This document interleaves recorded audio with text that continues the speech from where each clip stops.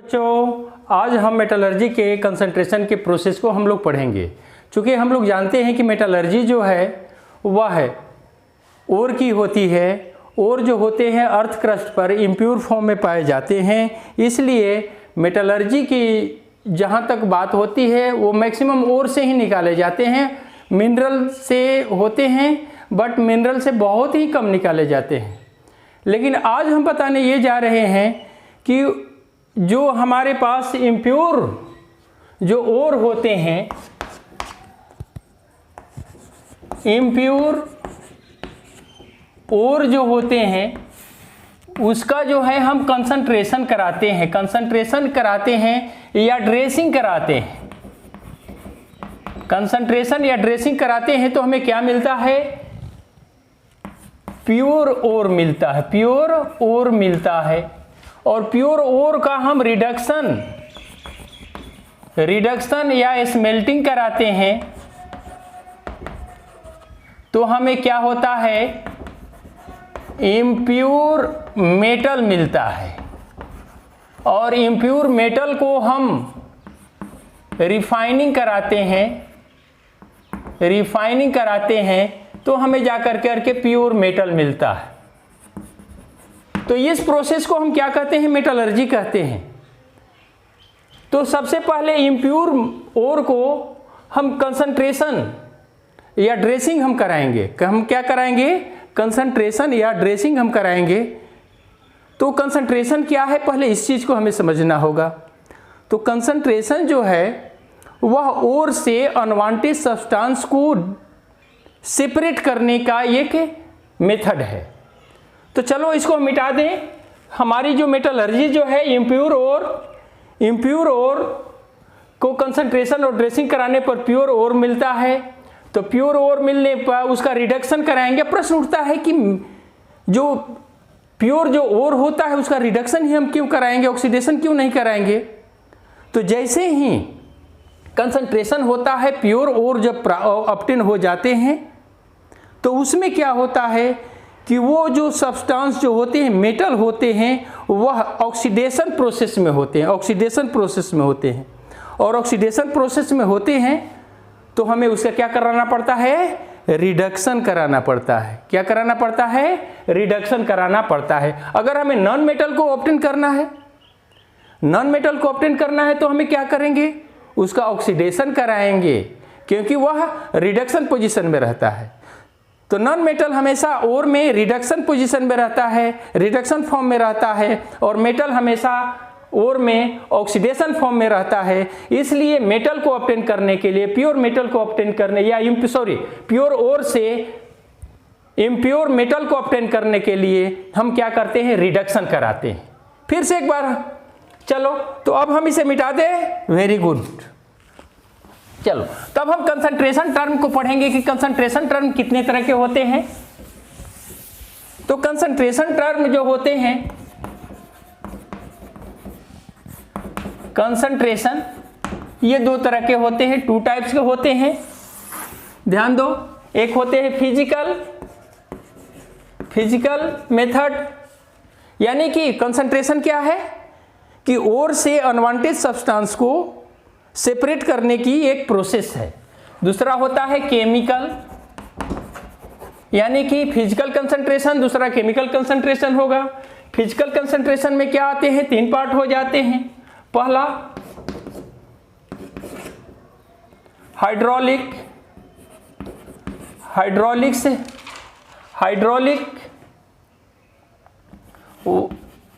Hydraulic washing method. Second magnetic separation process. And fourth flotation process.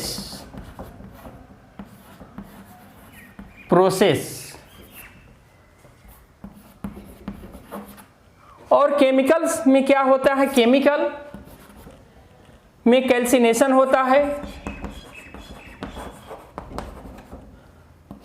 Second roasting होती है, और third leaching होती है।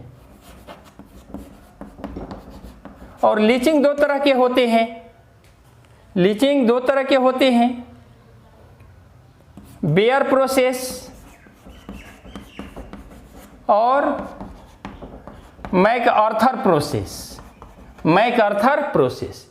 तो आज हमें यही 5-6 सेपरेशन के मेथड को हम लोग पढ़ेंगे।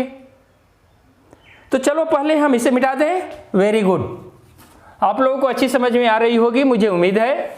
तो चलो कंसंट्रेशन में हम पहला प्रोसेस जो है हम देखते हैं हाइड्रोलिक प्रोसेस, हाइड्रोलिक प्रोसेस। तो चलो देखो, हाइड्रोलिक प्रोसेस में फिगर देना या ना देना ये इंपॉर्टेंट नहीं है। जो मेन है उसके जो मैटर का है, उसमें मटेरियल क्या है, उस चीज को हमें याद रखना होगा। तो पहला हम करते हैं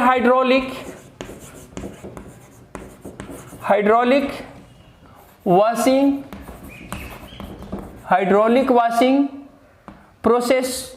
तो हाइड्रोलिक वॉशिंग प्रोसेस में कौन कौन से ओर को सेपरेट किया जाता है, कंसंट्रेटेड किया जाता है। तो इसमें एसेंटीन के ओर को, ठीक है, पीबी के ओर को और एफी के ओर को।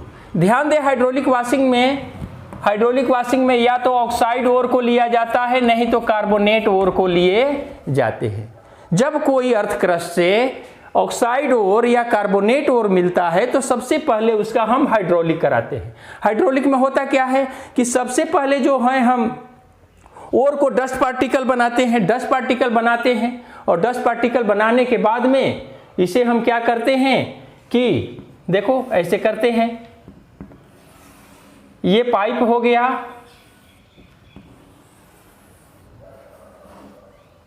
अब जो क्या है किस तरह से हम बना देते हैं, ठीक है। अब ये देखो यहाँ से वाटर जो है सप्लाई है, सप्लाई हो रही है, वाटर जो है आ रही है, और इसमें जो क्या होते हैं, जो हेवी पार्टिकल होते हैं वो इसमें डिपॉजिट हो जाते, बैठ जाते हैं बटम पार्ट में, ठीक है। बटम पार्ट में क्या हो जाते हैं, बैठ जाते हैं हेवी पार्टिकल। यह प्रोसेस चलता रहता है, इसमें से इसमें जाएगा, इसमें से इसमें, इसमें से कुछ बचा तो इसमें, कुछ बचा तो इसमें, और लास्ट में जो क्या हो जाते हैं प्यूरिफाई होकर इसमें जो होता है इम्प्योरिटीज कम हो जाती है, और मेटल जो क्या होते हैं इसमें बैठ जाते हैं, इसमें बैठ जाते हैं, और इम्प्योरिटी या कर करके यहाँ पर चली जाती है, ठीक है। मिटा दे इसे, वेरी गुड। तो ये है हाइड्रोलिक एसिड में किसका सेपरेशन कराया जाता है, हाइड्रोलिक वॉशिंग किस तरह के ओर का कराया जाता है, तो ऑक्साइड ओर का और कार्बोनेट ओर का कराया जाता है, तीसरा कुछ नहीं है ना। वेरी गुड, चलो इसे मिटा देते हैं। अब दूसरी जो पार्ट आती है इसकी मैग्नेटिक सेपरेशन आती है। तो मैग्नेटिक सेपरेशन में क्या होता है, चलो दूसरा पार्ट है मैग्नेटिक सेपरेशन। मैग्नेटिक सेपरेशन, तो मैग्नेटिक सेपरेशन में क्या होता है, हमारा क्रोमाइट लेते हैं। क्रोमाइट का क्या होता है, FeCrO2। ये क्रोमाइट ओर को हम जो क्या होता है मैग्नेटिक सेपरेशन करते हैं। मैग्नेटिक सेपरेशन में होता क्या है, दो ठो व्हील होते हैं, व्हील लेते हैं। चलो ये व्हील हो गया, इसके ऊपर मैग्नेट का एक रिबन चढ़ा दिया जाता है, ये रिबन हो गया, और यहाँ पर बॉक्स दो हमने कर दिया, ठीक है। अब जो क्या है कि यहाँ पर हमने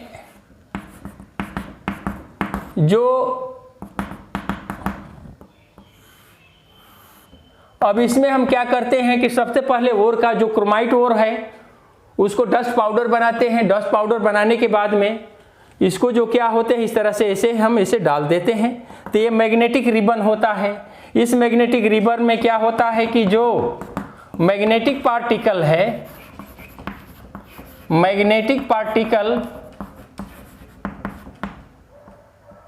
पार्टिकल ये इसमें आकर करके डिपॉजिट हो जाएगा, और जो क्या है,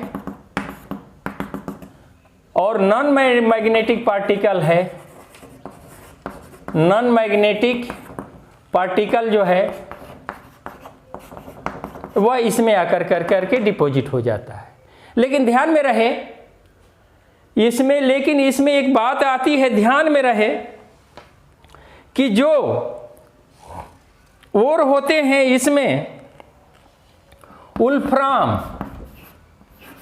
वुल्फ्राम नामक एक इम्प्योरिटीज होती है, उसका होता है कि FeWO4 ये होते हैं, यह जो होते हैं वुल्फ्राम नामक जो क्या होते हैं एक इम्प्योरिटीज होती है, जो इसमें मौजूद जो कैसेटराइट नामक ओर में पाए जाते हैं। अगर कैसेटराइट ओर को हम मैग्नेटिक सेपरेशन कराते हैं, कैसेटराइट ओर को अगर हम मैग्नेटिक सेपरेशन कराते हैं तो इसमें जो वुल्फ्राम जो है वह इसी के साथ मैग्नेटिक पार्टिकल के साथ चला आता है, क्योंकि इसमें भी Fe के कारण जो क्या होते हैं पार्टिकल अट्रैक्ट कर लेता है मैग्नेट, इसमें चले आते हैं, ये इम्प्योरिटीज दूर नहीं हो पाती है। तो ये इसको ध्यान में रखना है कि मैग्नेटिक सेपरेशन में कैसेराइट क्या होता है भाई, तो SnO2 इसका ओर है, कैसेराइट क्या है SnO2 ओर है, और इसमें इम्प्योरिटीज क्या है वुल्फ्राम होती है, जो कि मैग्नेटिक सेपरेशन से अलग नहीं हो पाती है। तो इस तरह से हम लोगों ने दो पढ़ा, एक हाइड्रोलिक वॉशिंग और दूसरा मैग्नेटिक सेपरेशन हम लोगों ने पढ़ा। अब हम चलो तीसरी बात आती है, मिटा दे इसे, वेरी गुड, फोर्थ फ्लोटेशन।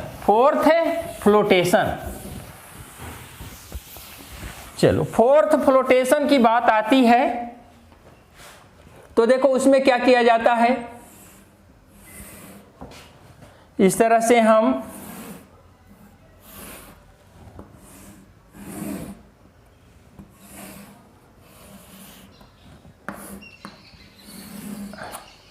अब हम क्या करते हैं इसमें,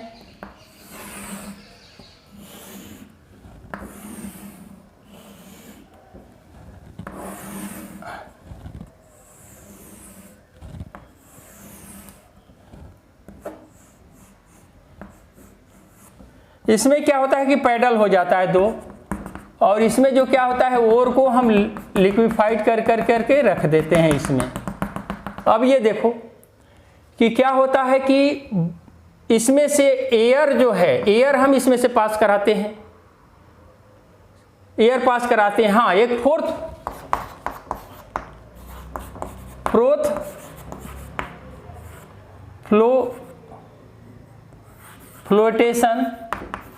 फ्लोटेशन में हम क्या करते हैं, सल्फाइड ओर को लिया जाता है। क्या ये हमेशा ध्यान में रखना चाहिए, कौन सा लिया जाता है, सल्फाइड ओर को। सल्फाइड ओर क्या होगा, जैसे कि ZnS हो गया, ZnSA हो गया, और PbS हो गया, HgS हो गया, ठीक है। तो ये सारी जो चीजें हैं सल्फाइड ओर का फोर्थ फ्लोटेशन कराते हैं। वह अर्थ क्रस्ट से पाए जाने वाले ओर जिसमें सल्फर इम्प्योरिटीज के रूप में रहता है उसको सल्फाइड ओर कहते हैं, और सल्फाइड ओर से इम्प्योरिटीज को सेपरेट करने के लिए हम फोर्थ फ्लोटेशन प्रोसेस को अपनाते हैं। अब फोर्थ फ्लोटेशन में कैसा लिया जाता है और तो ZnS या और PbS लिया जाता है, ठीक है। तो अब इसमें जो कुछ होते हैं पार्टिकल, मान लो कि 1 लिए, फोमिंग एजेंट के रूप में क्या लिया जाता है, तो पाइन ऑयल लिया जाता है, पाइन ऑयल लिया जाता है फोमिंग एजेंट के रूप में। सेकेंड के रूप में क्या लिया जाता है, कलेक्टर के रूप में,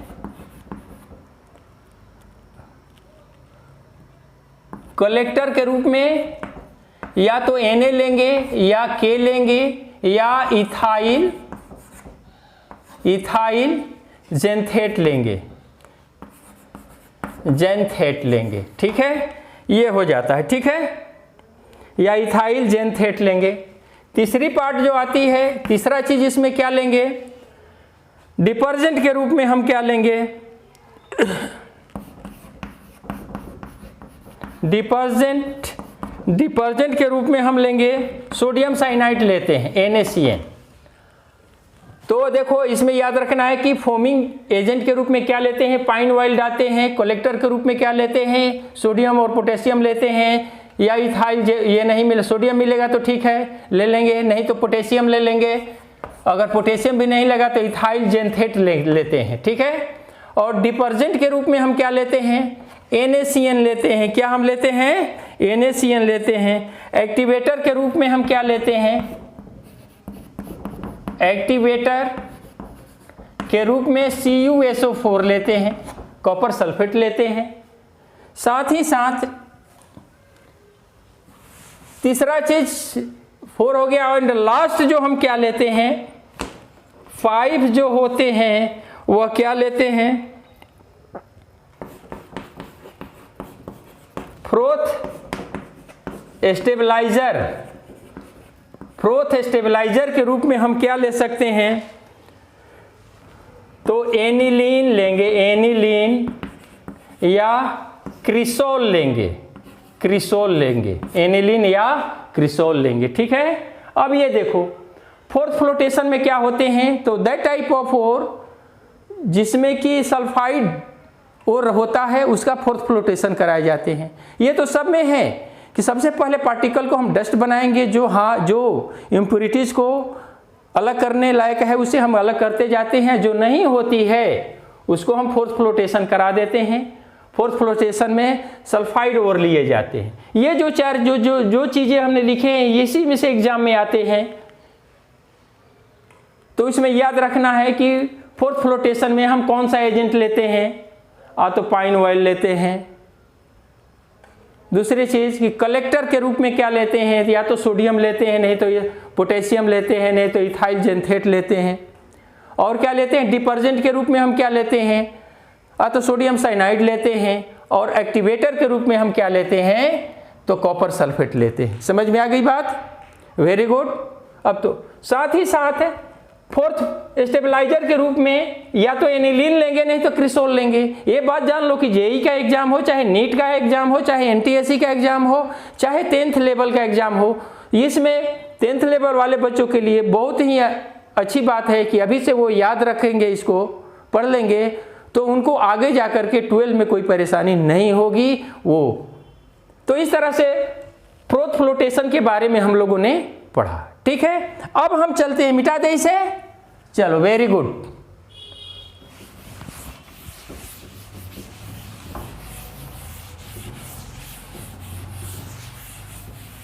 आगे देखते हैं, अब हमारी आती है केमिकल की बात। केमिकल, तो केमिकल में, केमिकल प्रोसेस में क्या आता है भाई, तो केमिकल कंसंट्रेशन में क्या आता है, तो कैल्सिनेशन, चलो पहले लिखो रोस्टिंग एक आता है, और दूसरा आता है कैल्सिनेशन आएगा। थर्ड जो क्या होगा कि लीचिंग आएगा। लीचिंग दो तरह के होते हैं, एक होता है बेयर प्रोसेस और दूसरा होता है मैक आर्थर प्रोसेस। तो बेयर प्रोसेस और मैक आर्थर प्रोसेस ये लीचिंग में आते हैं। तो सबसे पहले चलो हम रोस्टिंग की बात करते हैं। रोस्ट करना माने भूनना, यह कहाँ होता है, तो प्रेजेंस ऑफ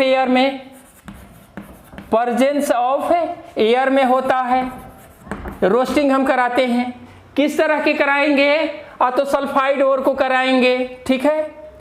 जैसे कि ZnS हो गया या PbS हो गया, कोई भी है, सल्फाइड ओर को हम क्या कराते हैं, रोस्टिंग कराते हैं। और कैल्सिनेशन किसका कराते हैं, तो कैल्सिनेशन ऑब्सेंस ऑफ एयर में होता है, ऑब्सेंस ऑफ एयर में होगा। किसका कराएंगे भाई, तो कार्बोनेट को ओर को हम कराएंगे। समझ में आ रही है बात, कार्बोनेट ओर को हम कराएंगे। तो जो कार्बोनेट ओर हो या तो उसका हम क्या होता है, एब्सेंस ऑफ एयर में उसे हम हीट करते हैं। हीट करते हैं तो वह क्या होता है, ऑक्साइड में चेंज होगा, और उस ऑक्साइड को और हीट करेंगे तो क्या हो जाएगा, मेटल इम्प्योर मिलेगा। तो हम लोग पढ़ क्या रहे हैं, हम अभी पढ़ रहे हैं हम लोग कि जो अर्थ क्रस्ट से ओर निकाले जाते हैं, अर्थ क्रस्ट से जो ओर निकाले जाते हैं, वो ओर को से हम इम्प्योर ओर कैसे हम ऑब्टेन करेंगे। अभी हम इम्प्योर अर्थ क्रस्ट के मेटल ओर्स को हम इम्प्योर ओर यानी इम्प्योर ओर से हम प्योर ओर कैसे हम ऑब्टेन करेंगे। इम्प्योर ओर से हम प्योर ओर ऑब्टेन करते हैं।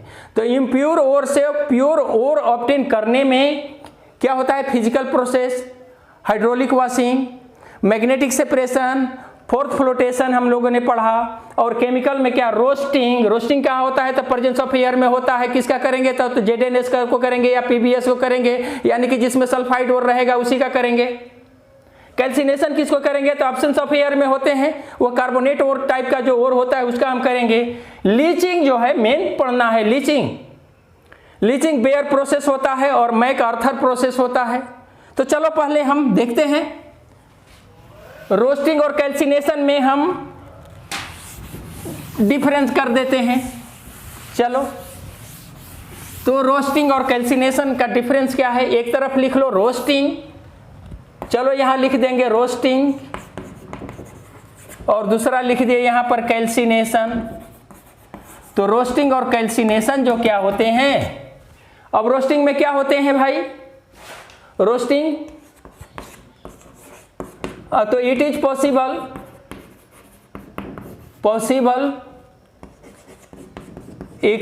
इन एक्सेस एयर, यह एक्सेस एयर में पॉसिबल होता है।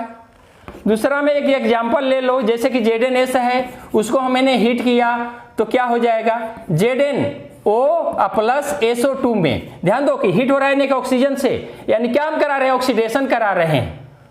तीसरा जो है, मान लो कि PbS का हमने कर दिया, PbS ले लो, इसको हमने हीट किया तो क्या हो जाएगा कि PbO हो जाएगा प्लस SO2 हमारा रिलीज हो जाएगा।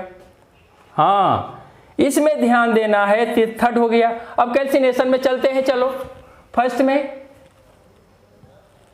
इट इज पॉसिबल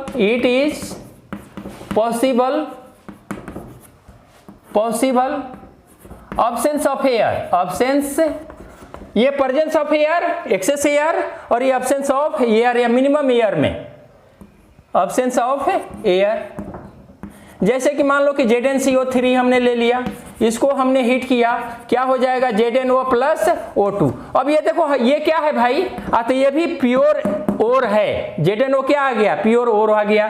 तीसरा चीज मान लो कि CuCO3 को हमने ले लिया, CuCO3 को हमने हीट किया तो क्या मिला हमारा, CuO प्लस CO2 मिला। यह CO क्या है, तो बेटा यही है प्योर ओर। ये क्या है, प्योर ओर, यही प्योर है। तो सबसे पहले हमें हमारी प्राथमिकता बन जाती है हमारी कि इम्प्योर ओर से हम प्योर ओर को कैसे हम ऑब्टेन करेंगे। तो अभी हम लोग पढ़ रहे हैं इम्प्योर ओर से प्योर ओर को कैसे हम ऑब्टेन करेंगे। तो चलो, ये क्या है, इम्प्योर ओर है, ये क्या है, इम्प्योर ओर है। अब ये दोनों को हम हीट करेंगे, इसको भी हीट करेंगे तो क्या हो जाएगा, मेटल हमारा निकले जाएगा, इम्प्योर मेटल निकलेगा। इम्प्योर ओर से क्या निकलता है, इम्प्योर मेटल। अब ये देखो, मान लो कि PbO को हमने, चलो इसमें एक चौथा देखते हैं। अब इसमें क्या होता है कि इम्प्यूरिटीज क्या होती है, इम्प्यूरिटीज जो होती है, इम्प्यूरिटीज वोलाटाइल होती है, वोलाटाइल, जैसे कि SO2 हो गया, AS2O3 हो गया, ठीक है, P2O5 हो गया। ये वोलाटाइल इंप्योरिटीज रोस्टिंग में होती है, और नॉन वोलाटाइल इंप्योरिटीज क्या होती है इसमें। इसकी बात हम करें तो देखो ये इम्प्योर है, ZnO ले लो, ZnO को हीट कर दो, क्या हो जाएगा, Zn प्लस O2। ये Zn क्या हुआ, यह इम्प्योर मेटल हुआ, क्या हो गया, इम्प्योर मेटल हो गया। अब मान लो कि CuO को हम हीट कर रहे हैं तो Cu प्लस O2, इसका मतलब कि ये Cu हमें मिल नहीं गया, Cu हमें मिला, इसको कहेंगे इम्प्योर मेटल। क्या कहेंगे? इम्प्योर मेटल कहेंगे बेटा। तो इस तरह से कैल्सिनेशन और रोस्टिंग में हम लोगों ने डिफरेंस को सीखा। समझ में आ रही है बात? Very good. चलो इसे मिटा दे, चलो इसे डन कर लो, इसे मिटा दे, चलो वेरी गुड। चलो इसे मिटा देते हैं। और ये लास्ट टॉपिक हमारी है लीचिंग। लीचिंग क्या है भाई, इसके बारे में समझना होगा। बहुत ही ये इंपॉर्टेंट लीचिंग है। लीचिंग से जेईई और नीट का क्वेश्चन तो देना ही आता ही है। एकदम मस्त आइडिया है, इसको सीख लोगे थोड़ी ही समय में, 2 मिनट के अंदर में लीचिंग क्या है, कैसे हम रिएक्शन कराएंगे। तो लीचिंग में हमने क्या कहा, देखो लीचिंग जो होते हैं 2 तरह के। हमने क्या बताया, हमने बताया कि पहला होता है बेयर प्रोसेस। तो बेयर प्रोसेस में हम क्या करेंगे बेटा, तो इसमें हम देखो रीजेंट के रूप में क्या लेते हैं, NaOH, सोडियम हाइड्रोक्साइड ले लेते हैं। और कौन सा और क्या लेंगे, और किसका रहेगा, तो एल्युमिनियम का। समझ में आ गई बात? जैसे कि ले लो Al2O3 प्लस NaOH हमने ले लिया, क्या और ले लिए, ये एल्युमिनियम का और हो गया। रीजेंट हमने क्या लिया, NaOH ले लिया। एरो यहाँ पर दो, तो देखो यहाँ पर माइनस हो गया, यहाँ पर प्लस हो गया, यहाँ पर माइनस, यहाँ पर प्लस। इसका प्लस इस माइनस से जाकर के रिएक्शन करेगा, तो क्या हो जाएगा बेटा, LOH। एल की वैलेंसी कितनी होती है, 3 होती है ना। वेरी गुड, 3 प्लस Na वो हो गया, निकल गया, ठीक है। फिर एक बार H2O निकल जाएगा, ठीक है। फिर एक बार NaOH से ये रिएक्शन NaOH से करेगा, तो क्या हो जाएगा, ध्यान दो, NaAlO2, ये NaAlO2 हो गया, यानी कि क्या हो गया बेटा, ये सोडियम एल्यूमिनेट बन गया। हेलो, समझ में आ गई बात? ये सोडियम एल्यूमिनेट बनेगा। अब इस सोडियम एल्यूमिनेट को ले लो, NaAlO2 प्लस H2O से रिएक्शन करा दो, ठीक है। हीट करना है, हीट करेंगे तो यह क्या हो जाएगा, AlOH3 प्लस स्टीम H2O, यानी स्टीम का कोई पूछेगा कि फॉर्मूला बताओ तो H2O ही बताना है, वेपर का बताओ तो H2O ही बताना है। समझ में आ रही है बात? ये सारी चीजें करनी है। तो ये हो गया। अब ये देखो कि सॉरी, यहाँ 3 होगा, AlOH3। अब यहाँ पर ले लो AlOH3 को हीट करोगे, हेलो, हीट करोगे तो क्या होगा, तो कोई भी हाइड्रोक्साइड को हीट करेंगे तो वह ऑक्साइड में ही चेंज होता है। तो यहाँ पर हो जाए Al2O3 प्लस स्टीम निकल गया, यानी कि H2O निकल गया। अब देखो यहाँ पर हमारे आ गया, ये सब क्या हो गया, यह क्या है, इसको क्या कहेंगे, प्योर ओर। इसका नाम क्या हो गया, प्योर योर। अब इसको देखो, अब मान लो कि इसको जो क्या है, चलो दिख रही होगी, Al2O3 को अगर हमने हीट किया तो क्या हो जाएगा, Al प्लस O2 हो गया, यानी कि Al हमें मिला इम्प्योर मेटल के रूप में मिला। क्या मिला, Al इम्प्योर मेटल मिला। तो इस तरह से हम क्या करेंगे, अभी हम लोग सिर्फ पढ़ रहे हैं कंसंट्रेशन के बारे में। तो ये लीचिंग, ये किसका दिया, तो बेयर प्रोसेस में किसको निकाला जाता है, तो ओनली एल्युमिनियम ओर को लिया जाता है, रीजेंट के रूप में NaOH लिया जाता है। ये बात को हमेशा दिमाग पर रखना होगा। अब चलो अगला देखते हैं इसी का लीचिंग, मैकआर्थर प्रोसेस। तो मैकआर्थर प्रोसेस को क्या कहेंगे बेटा, तो चलो MC मैकआर्थर प्रोसेस। कहोगे कि हंस रहे हैं सर, क्या बात है, तो ऐसी कोई बात नहीं है, इनका नाम बहुत बड़ा है, बहुत ही बड़े ये साइंटिस्ट थे। तो मैकआर्थर ने क्या दिया, उन्होंने दिया कि जितने भी कॉस्टली जो प्रीसियस मेटल है उसको निकालने के लिए। तो चलो हम एक इसका फॉर्मूला फॉर्मूला लिख देते हैं, 4m plus 8cn AQ Cn पर प्लस 2H2O एरो यहाँ पर कर दो 4 ब्रैकेट m Cn2 प्लस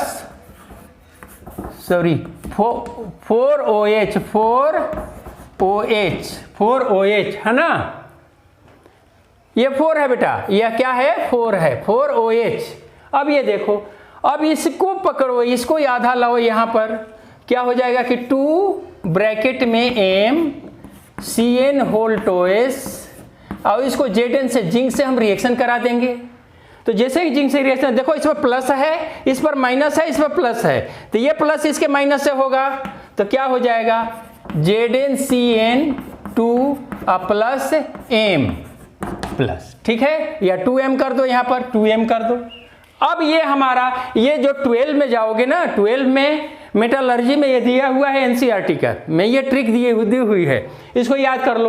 अब लिच आर्थर ने क्या किया था, मान लो कि हमें AU निकालना है, AU तो 4 यहां पर करो, 4AU प्लस 8CN यानी कि पोटेशियम साइनाइड, ये AQ हो गया, प्लस 2H2O एरो दे दो, यहां पर क्या हो जाएगा, ये प्लस और माइनस सीधे ऐसे मल्टीप्लाई करो प्लस, तो यहां पर 4 कर दो ब्रैकेट AU ब्रैकेट में CN whole twice plus 4OH inverse. अब इसको लाओ यहाँ पर, इसका आधा करो, 4 का क्या है, आधा होता है 2 ब्रैकेट AU CN होल टोएस।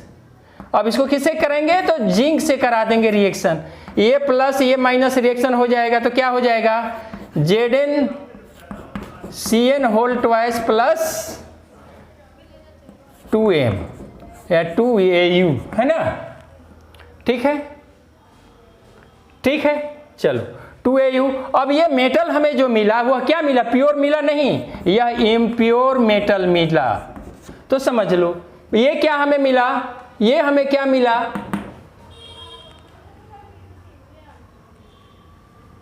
ये हमें क्या मिला, यह हमें इम्प्योर ओर मिला, है ना। तो अभी हम लोग मेटल नहीं पढ़ रहे हैं, ये हम लोग पढ़ रहे हैं। चलो ठीक है, एक और हम ले लेते हैं इस पर, Ag का। वेरी गुड, समझ में आ रही है बात, चलो ठीक है। अब ये देखो, उसको तो लिख लिया होगा, तो चलो अब हम आगे देखते हैं। तो क्या हुआ कि मान लो कि हम ले लेंगे कि 4Ag plus 8CN AQ plus 2H2O, क्या हो जाएगा कि 4 ब्रैकेट में Ag CN होल टोएस प्लस ब्रैकेट बंद प्लस 4OH। अब इसका हाफ कर लो, यहाँ पर क्या हो जाएगा कि 2 ब्रैकेट Ag CN होल टोएस प्लस Zn से हम रिएक्शन करा देंगे, तो इस पर प्लस हो जाएगा, इस पर माइनस हो जाएगा, इस पर प्लस हो जाएगा, ये किससे करेगा, इससे करेगा, तो क्या हो जाएगा ZnCN होल टोएस प्लस 2Ag। 2Ag क्या हुआ, यहाँ पर जो 2Ag जो है वह क्या है, इम्प्योर मेटल है, क्या है, इम्प्योर मेटल है। तो हमें उम्मीद है कि मेटल हो गया। अब इसको हम क्या करेंगे, प्यूरिफाई कर लेंगे, प्यूरिफिकेशन करेंगे, तो हमें जाकर के प्योर मेटल आएगा और वही मार्केट में आएगा, सप्लाई होगा। तो ये हमें उम्मीद है कि ये टॉपिक आप लोगों को बहुत ही पसंद आई होगी, बहुत ही अच्छी लगी होगी। तब तक के लिए आप लोग पढ़ते रहें, शानदार पढ़ाई करते रहें। जहाँ भी कोई अगर प्रॉब्लम लगे एकदम कमेंट कीजिए, हम किसी भी तरह का क्वेश्चन है उसको सॉल्व करने की कोशिश करेंगे। और इसमें जितनी भी बातें बताई गई है सभी के सभी कॉम्पिटिटिव लेवल के बताई गई है। ये नहीं है कि ये 10th का है तो ये 12 के, अरे जो 10th में पढ़ना है वही 12 में पढ़ना है। अगर 10th का बच्चा या 12 का बच्चा थोड़ा सा मेहनत कर दे तो जेई और नीट या और भी अन्य जो कॉम्पिटिटिव जो एग्ज़ाम है उसको वो क्या होता है फिंगरप्रिंट पर वो सॉल्व कर लेगा। तो चलिए तब तक के लिए थैंक्स, वेरी गुड।